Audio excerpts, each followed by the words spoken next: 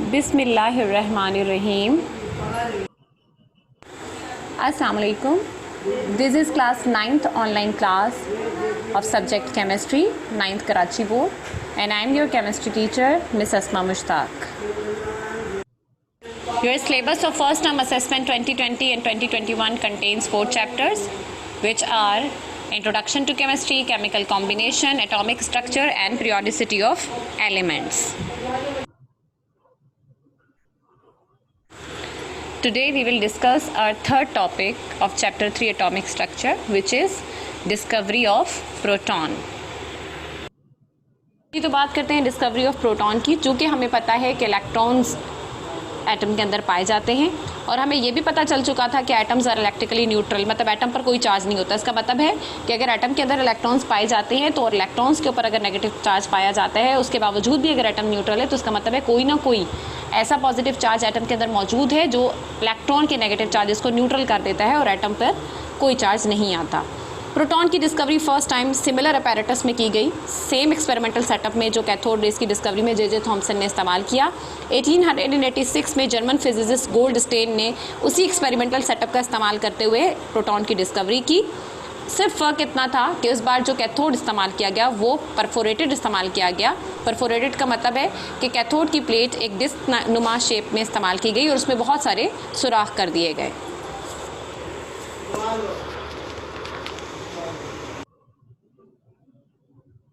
जी, तो अब चलते हैं ऑब्जर्वेशन की तरफ कि क्या ऑब्जर्व किया जाता है जब सेम एक्सपेरिमेंटल सेटअप को यूज़ करते हुए गोल्डस्टेन परफोरेटेड कैथोड की मौजूदगी में ऑब्जर्वेशन करते हैं। तो उन्हें यह पता चलता है कि जब हाई वोल्टेज का करंट पास किया जाता है तो एनोड से कुछ फ्लोइंग सब्सटेंसेस निकलते हैं जो सीधा कैथोड की तरफ जाते हैं और कैथोड से गुजरते हुए जब वो कैथोड के पीछे मौजूद फ्लोरेसेंट मटेरियल जिंक सल्फाइड से टकराते हैं तो वहाँ ग्लो प्रोड्यूस करते हैं, जो इस बात की इंडिकेशन करता है कि चूंकि कैथोड के पास नेगेटिव रेज मौजूद थी और वो एनोड की तरफ जा रहे थे, सिमिलरली इसी तरह एनोड के पास भी कुछ फ्लोइंग सब्सटेंसेस, कुछ रेज मौजूद हैं जो कि सीधा कैथोड की तरफ जाती हैं और ग्लो इस चीज़ की इंडिकेशन करता है कि वो फ्लोइंग सब्सटेंसेस यहाँ तक आए हैं।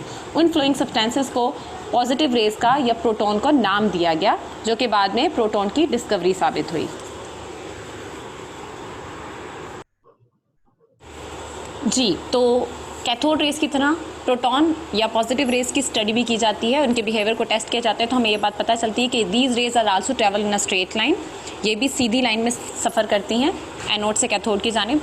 इसके अलावा आगे चलकर हमें ये भी पता चलता है कि ये रेज डिफ्लेक्ट होती हैं in the electric field and magnetic field towards negative plate. मतलब जब इन इलेक्ट्रिक फील्ड और मैग्नेटिक फील्ड में इनके बिहेवियर को देखा जाता है तो ये रेज डिफ्लेक्ट कर जाती है नेगेटिव प्लेट की जानिब, जो कि इस बात का प्रूफ है कि इन रेज के पास कोई ना कोई ऐसा फ्लोइंग सब्सटेंसेस मौजूद है जिसके अंदर पॉजिटिव चार्ज पार्टिकल पाया जाता है। तीसरी चीज़ जो इन रेज के बारे में जाहिर होती है वो ये कि ये रेज भी जब कैथोड से टकराकर या कैथोड से गुजरते हुए ग्लास ट्यूब पे पड़ती हैं, उसकी वॉल से टकराती हैं, स्ट्राइक करती हैं, तो वहाँ ग्लो या फ्लोरेसेंस प्रोड्यूस करती हैं। सिमिलरली जिस तरह cathode rays after striking with the anode, ये जब ग्लास ट्यूब की वॉल से टकराती हैं तो वहाँ पर ग्लो प्रोड्यूस करती हैं। सिमिलरली पॉजिटिव रेज भी फ्लोरेसेंस प्रोड्यूस करती हैं। Now your today's home task is to write discovery of proton and write properties of positive rays.